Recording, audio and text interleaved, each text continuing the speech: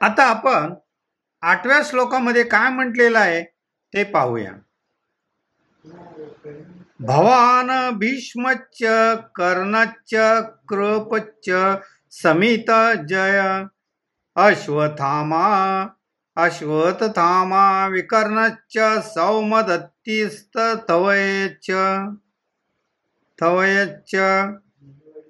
यामध्ये असा अर्थ दिलेला आहे या श्लोकाचा.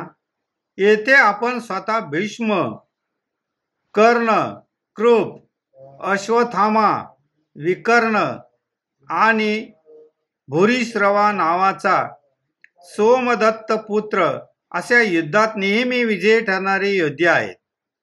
सगळ्यांची नावं या ठिकाणी आपण जी सांगितली आहेत ते महत्वाची आहेत.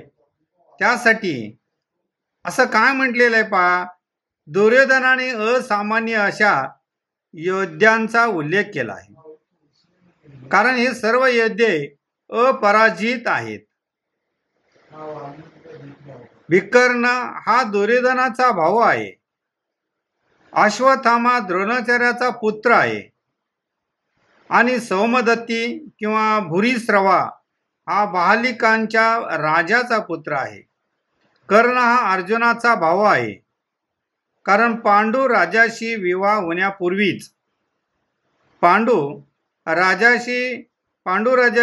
होण्यापूर्वीच तो कुंतीच्या पोटी जन्मला होता.